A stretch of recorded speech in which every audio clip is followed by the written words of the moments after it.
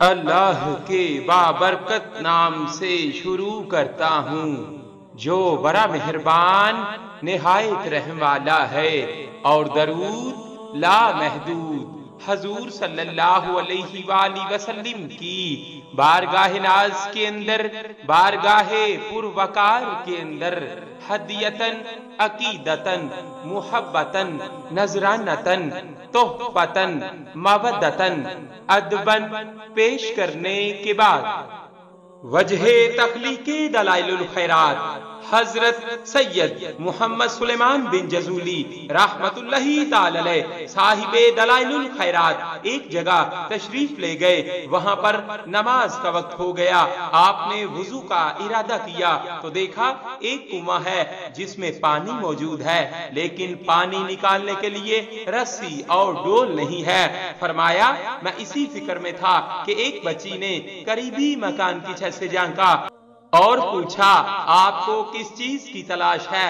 میں نے کہا بیٹی ظہر کی نماز کا وقت تنگ ہوا جاتا ہے، میں نے وضو کرنا ہے لیکن پانی نکالنے کا کوئی ذریعہ نہیں ہے۔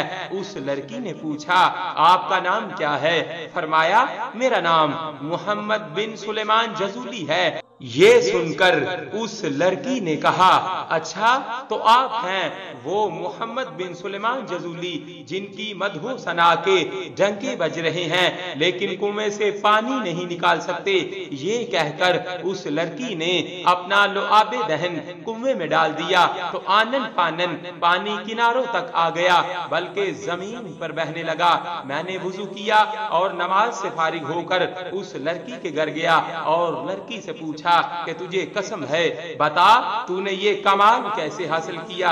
کہنے لگی جو کچھ آپ نے دیکھا ہے یہ شہنشاہ دو عالم صلی اللہ علیہ وآلہ وسلم کی ذات اقدس پر کثرت درود شریف سے حاصل ہوا ہے، اور اگر جنگل میں بھی تشریف لے جائیں تو چرند پرند آپ کے دامن میں پناہ لیں۔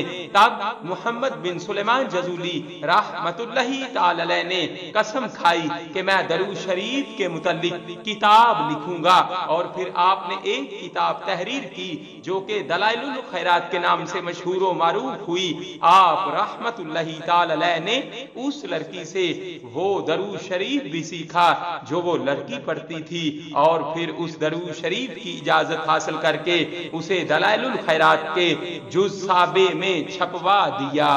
صلی اللہ علیہ وآلہ وسلم۔ صلی اللہ